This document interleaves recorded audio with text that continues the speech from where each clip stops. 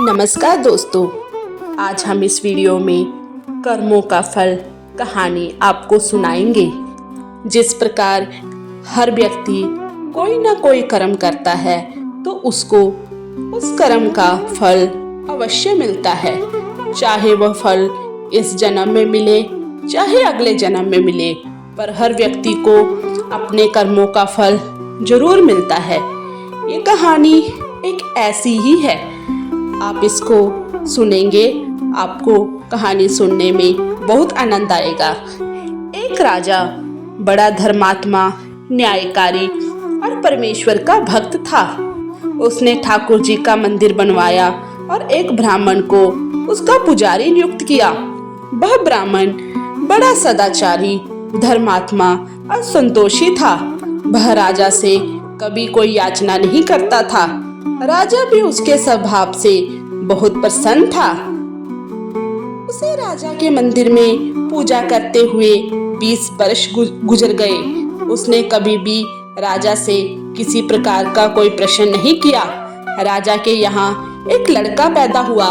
राजा ने उसे पढ़ा लिखा कर विद्वान बनाया और बड़ा होने पर उसकी शादी एक सुंदर राजकन्या के साथ करा दी।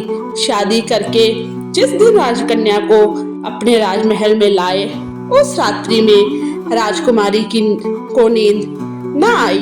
वह इधर उधर घूमने लगी। जब अपने पति के पलंग के पास आई तो क्या देखती है कि हीरे जवाहरात जड़ित मूठे वाली एक तलवार पड़ी है। जब उस राजकन्या ने देखने के लिए वह तलवार मयान से बाहर निकाली, तब तीक्ष्ण धार वाली वह डर गई। वह डर के मारे उसके हाथ से तलवार गिर पड़ी और राजकुमार की गर्दन पर जा लगी।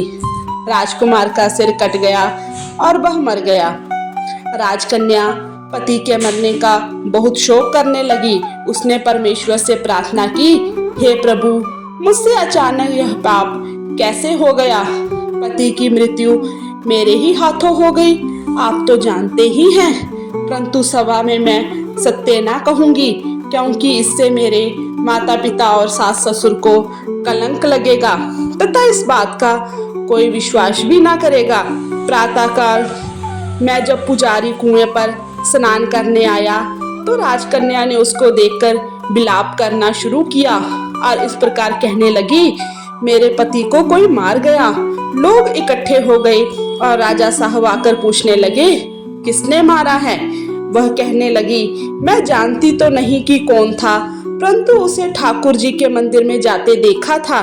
राजा समेत सब लोग ठाकुर जी के मंदिर में आए तो ब्राह्मण को पूजा करते हुए देखा। उन्होंने उसको पकड़ लिया और पूछा, तूने राजकुमार को क्यों मारा? ब्राह्मण ने कहा, मैंने राजकुमार को नहीं मारा, मैंने तो उसका राजमहल भी नहीं देखा है।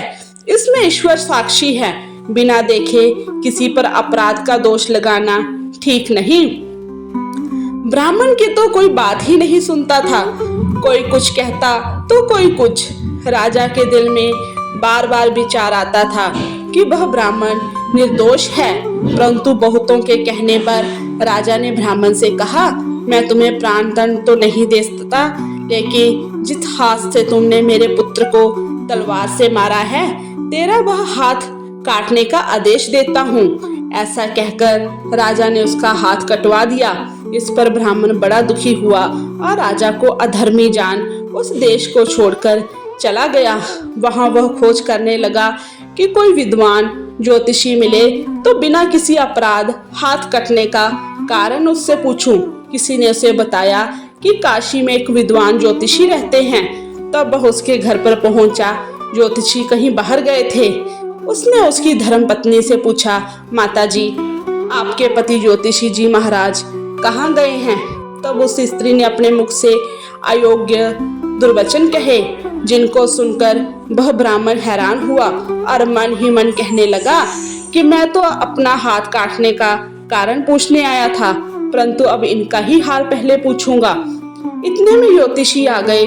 घर में प्रवेश करते ही ब्राह्मणी ने अनेक दुर्वचन कहकर उसका तिरस्कार किया, परंतु ज्योतिषी जी चुप रहे, अपनी स्त्री को कुछ भी नहीं कहा। इसके पश्चात वह अपनी गद्दी पर आ बैठे। ब्राह्मण को देखकर ज्योतिषी उससे कहा, कहिए ब्राह्मण देवता, कैसे आना हुआ? आया तो था अपने बारे में पूछने के लिए, परंतु पहले आप अपना हाल बताइए कि आपकी पत्नी अपनी जुबान से आपका इतना तिरस्कार क्यों करती है, जो किसी से भी नहीं सहा जाता और आप सहन कर लेते हैं। इसका क्या कारण है? यह मेरी स्त्री नहीं, मेरा कर्म है। दुनिया में जिसको भी देखते हो, अर्थात भाई, पुत्र, शिष्य, पिता, गुरु, संबंधी, जो कुछ भी है, सब अपना कर्म ही है। यह स्त्री नहीं, मेरा किया हुआ कर्म ही है और यह भोगे बिना कटेगा नहीं। अपना किया हुआ तो जो भी कुछ शुभ अशुभ कर्म है वह अवश्य ही भोगना पड़ता है। बिना भोगे तो सैकड़ों करोड़ों कल्पों के गुजरने पर भी कर्म नहीं टल सकता। इसलिए मैं अपने कर्म खुशी से भोग रहा हूँ और अपनी स्त्री की ताड़ना भी नहीं करता, ताकि आगे इस कर्म का फल ना भोगना पड़े। महाराज, आपने क्या कर्म किया था? सुनिए, पूर्व जन्म में मैं कौवा था और मेरी स्त्री गधी थी। इसकी पीठ पर फोड़ा था। फोड़े की पीड़ा से यह बड़ी दुखी थी और कमजोर भी हो गई थी।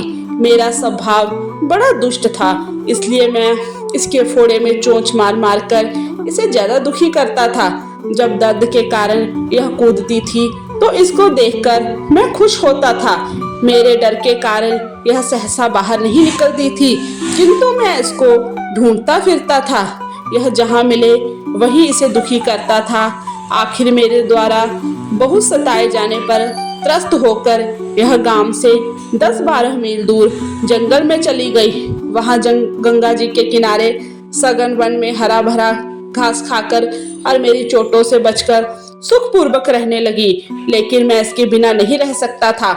इसको ढूंढते ढूंढते मैं उसी वन में जा पहुंचा और वहां से देखते ही मैं इसकी पीठ पर जोर से चोंच मारी तो मेरी चोंच इसकी हड्डी में चुभ गई। इस पर इसने अनेक प्रयास किए, फिर भी चोंच ना छूटी। मैं भी चोंच निकालने का बड़ा प्रयत्न किया, मगर ना निकली। पानी के भय से ही यह दुष्ट मुझे छोड़ेगा, ऐसा सोचकर यह गंगा जी में प्रवेश कर गई, परंतु वहां भी मैं अपनी चोंच निकाल ना पाया। आखिर में यह बड़े प्रवाह में प्रवेश कर गई। गंगा का प्रवाह तेज होने के कारण हम दोनों बह गए और बीच में ही मर गए। तब गंगा जी के प्रभाव से यह तो ब्राह्मणी बनी और मैं बड़ा भारी ज्योतिषी बना। अब वही मेरी स्त्री हुई जो मेरे मरणोपरांत अपने मुख से गाली निकालकर मुझे दुख देगी और मैं भी अपने पूर्व कर्मों का फल समझकर सहन करता रहूंगा। इसका दोष नहीं मानूंगा, क्योंकि यह किए हुए कर्मों का ही फल है, इसलिए मैं शांत रहता हूँ। अब अपना प्रश्न पूछो। ब्राह्मण ने अपना सब समाचार सुनाया और पूछा, अधर्मी पापी राजा ने मुझे निरपराध का हाथ क्यों कटवाया? ज्योतिषी, राजा ने आपका हाथ नहीं कटवाया, आपके कर्म ने ही आपका हाथ कटवाया है। किस प्रकार? पूर्व जन्म में आप एक तपस्वी थे और राजकन्या गो थी तथा राजकुमार कसाई था। वह कसाई जब गो को मारने लगा तब गो बेचारी जान बचाकर आपके सामने से जंगल में भाग गई। पीछे से कसाई आया और आपसे पूछा कि इधर कोई गाय तो नहीं गई है? आपने प्रण कर रखा था कि झूठ नहीं बोलूंगा, अतः जिस तरफ गो गई थी उस तरफ आपने हाथ से इशारा किया तो उस कसाई ने जाकर गो को मार डाला। गंगा के किनारे वह उसकी चमड़ी निकाल रहा था। इतने में ही उस जंगल से शेर आया और गो एवं कसाई दोनों को खाकर गंगा जी के किनारे ही उसकी हड्डियां उसमें बह गई। गंगा जी के प्रताप से कसाई को राजकुमार और गो को राजकन्या का जन्म मिला। अब पूर्व जन्म के किए हुए उस कर्म ने एक रात्रि के लिए उन दोनों को इकट्ठा किया। क्योंकि कसाई ने गो को मारा था, इस कारण राजकन्या के हाथों अनायास ही तलवार गिरने से राजकुमार का सिर कट गया और वह मर गया। इस तरह आप अपना फल देकर कर्म निर्वृत्त हो गया। तुमने जो हाथ का इशारा रूप कर्म किया था, उस पाप कर्म ने तुम्हारा हाथ कटवा दिया। उसमें तुम्हारा ही दोष है, किसी अन्य का नहीं। ऐसा निश्चय कर सुख पूर्वक रहो, कर्मों का फल भोगना ही पड़ता है।